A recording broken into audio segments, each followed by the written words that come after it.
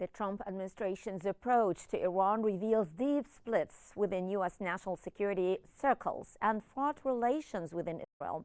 Now, to unpack these complexities, we are joined by two experts, Mr. Ali Atef, researcher at the Egyptian Center for Strategic Studies from Cairo, and from Washington, we're joined by Mr. Justin Thomas Russell, and Executive Director of Global Foreign Policy Center of Washington. Together, we will explore the implications of these divisions and the prospects for diplomacy or conflict. Welcome, both of you, to In Depth, and I would start with Mr. Atef. Now, how do you assess the divisions within the Trump administration regarding Iran's policy? Hello, good afternoon. I think that there is a divide at first between or inside the Trump administration. I think they are divided into two groups. The first group is led by Mr. Marco Rubio, the Secretary of State. I think, adopts the election or choice to attack Iran militarily to prevent Iran from getting a nuclear weapon. And the other side, I think also the National Security Advisor, I think also is on the way or adopts this choice also with Mr. Rubio.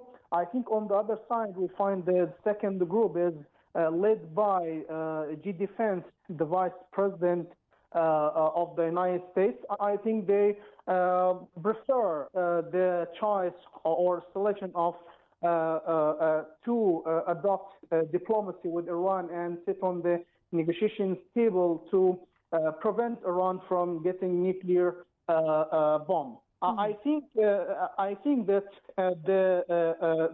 the way or which selection will be preferred or adopted at the end, I think it depends on how Iran will deal with these circumstances. I think if Iran deals well with these divisions inside Trump's administration and encourages the way of diplomacy, I think so the diplomacy way will be the last choice for the Trump administration, and Iran will avoid the military action at the end. Mm-hmm. And I think this is in favor of Iran and in favor of its regime in Tehran. Mm-hmm. Mr. Russell, what explains President Trump's decision to reject the Israeli strike plan in favor of diplomacy? Is it just because Trump is trying to present himself as a man of peace, or there are other reasons in your own opinion? Well, good afternoon, Hala. Thanks for having me as always. The reality is we are living in a bizarre alternate universe of diplomacy.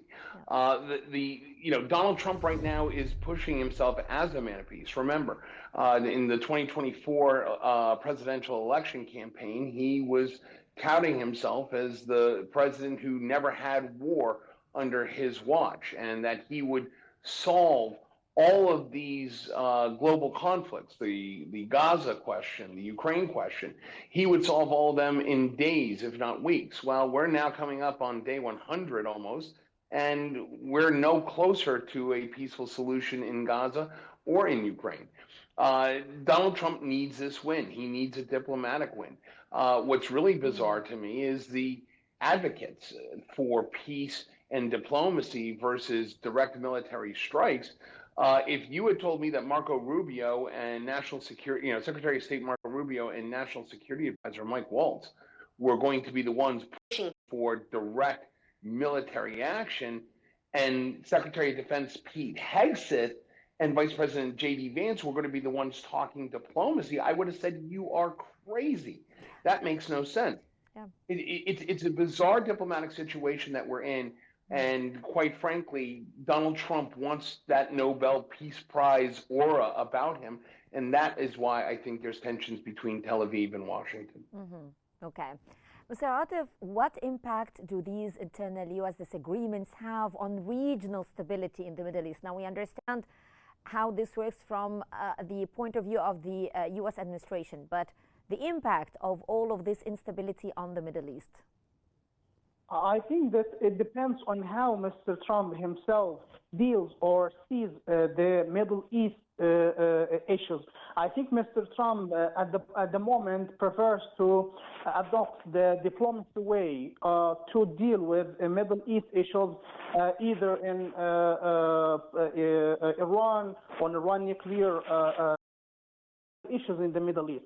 So this is the best way, or how to answer to your question. I think that it depends on how Mr. Trump sees the situation in the Middle East and how to solve the Middle East problems or issues and crises at the moment. So I think that Mr. Trump prefers the diplomacy way to deal with the Middle East crisis. And one of these crises is the Iran nuclear activities, which Mr. Trump chooses and selects the diplomacy way to deal with it. So I think Marco Rubio choice or way will not be the last or the only way over how to deal with the Middle East issues. I think that Mr. Trump administration till now prefers to adopt the diplomacy way to treat with either Iran crisis or other Middle East crisis at the moment. Okay. Mr. Russell, honestly speaking, how credible is the current round of indirect talks between the United States and Iran? Well, we've got to remember something here, and this is a key point. Donald Trump and Tehran, the Supreme Leader, Ayatollah Khamenei, they're trying to come up with a deal after Donald Trump scrapped the last deal in his first administration. Remember, Donald Trump destroyed the JCPOA, where there was seemingly an amicable path forward to controlling Iran's nuclear program. Donald Trump came in and, excuse my pun, blew it up.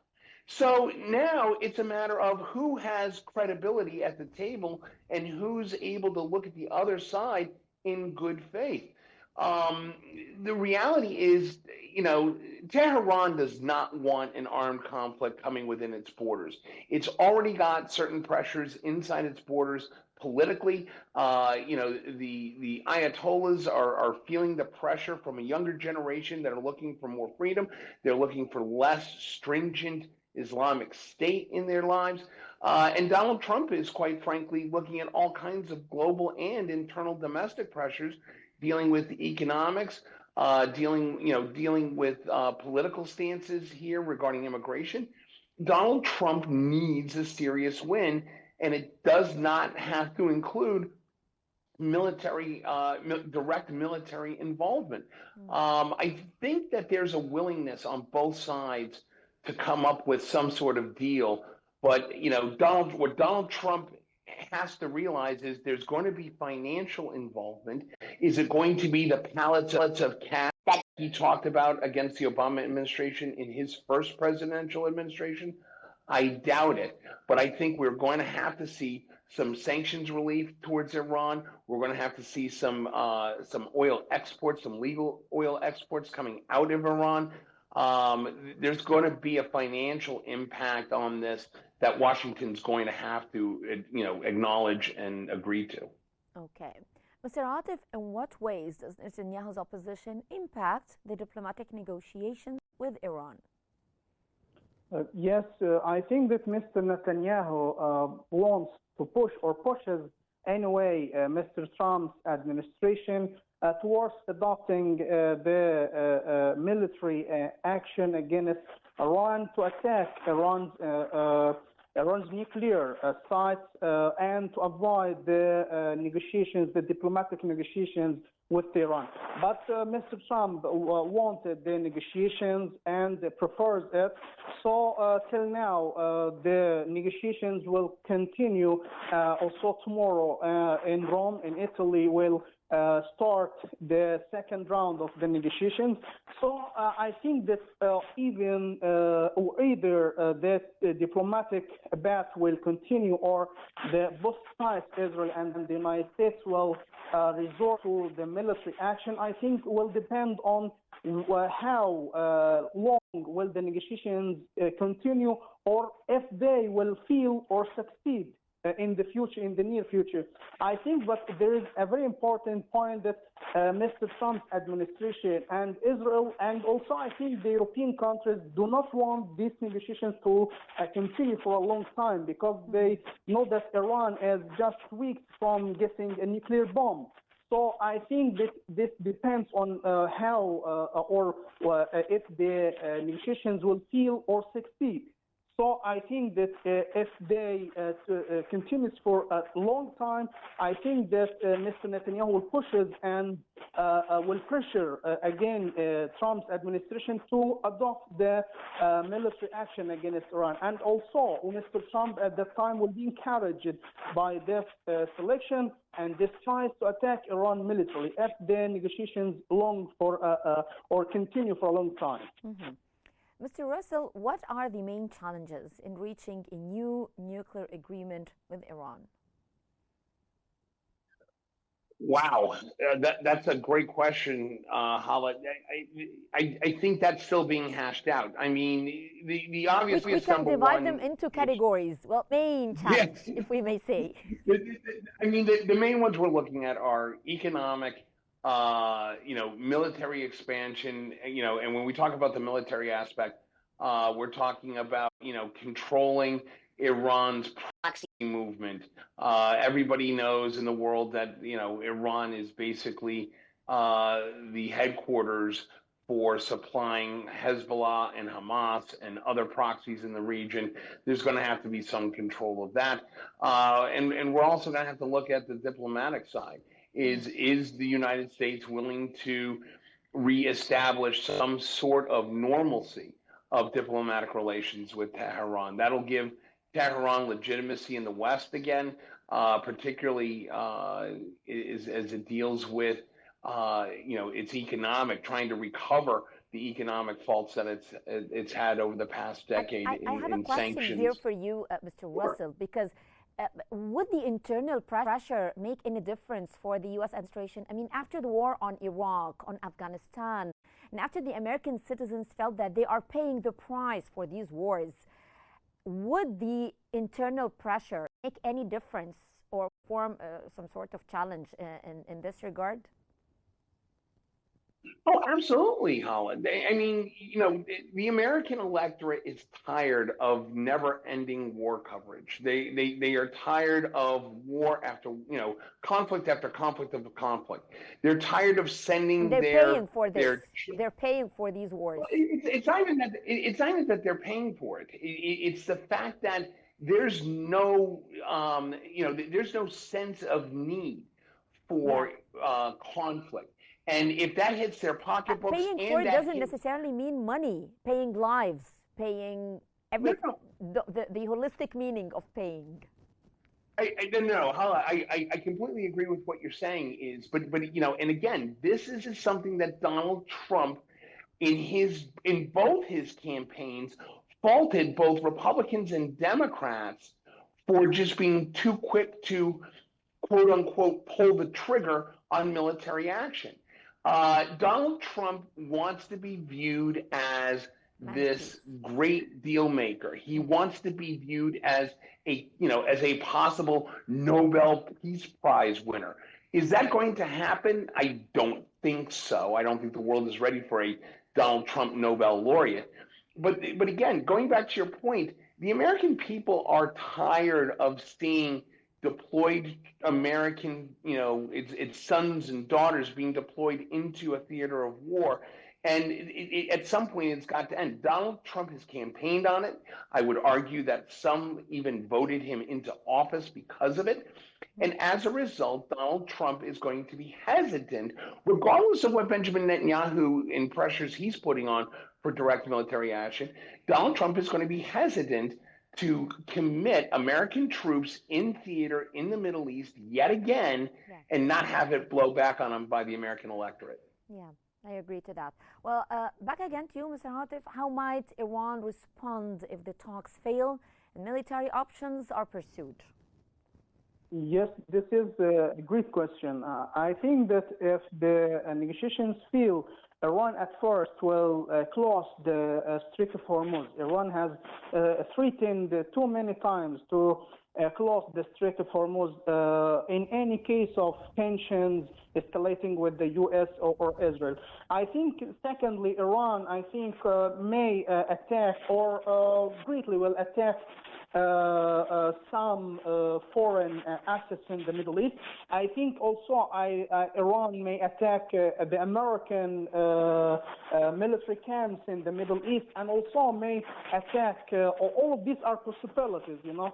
Iran also may attack some neighboring countries in the region, and I think that Israel also may be a target for Iran, and briefly, I think that the Middle East will see a new era of catastrophic struggle or military conflict.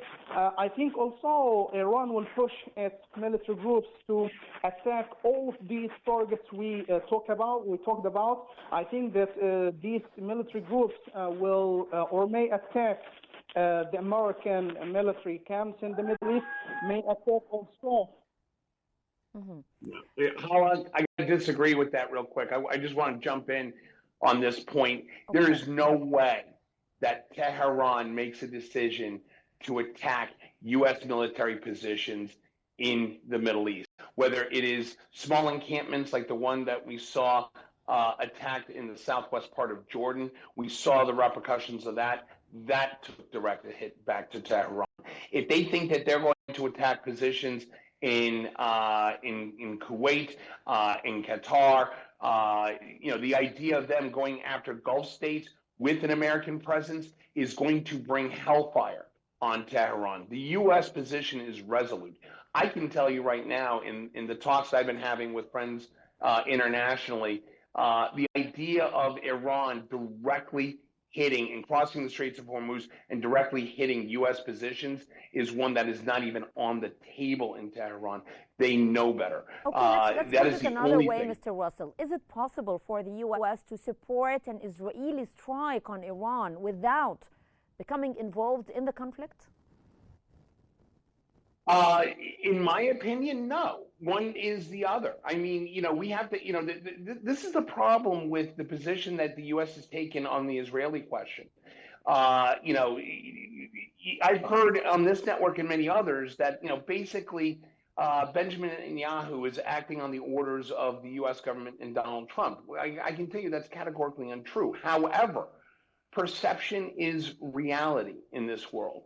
And it is perceived that if Israel, and Donald Trump didn't help his position when he said in an Oval Office meeting with Benjamin Netanyahu, as the press gavel was there in the Oval Office during the presser, he said, yeah, we're going to be directly involved. We're going to attack Tehran and we're going to have Israel lead it. Well, that did not help his credibility in his position. So now, if Israel does attack, it's going to be seen as, Israel's going to be seen as a U.S. proxy. And that definitely does not help. However, will Iran go after Israel for such maneuvers? Absolutely. They will have Iron Dome on constantly with the amount of rocket attacks that Tehran will try and put on on Tel Aviv, rather.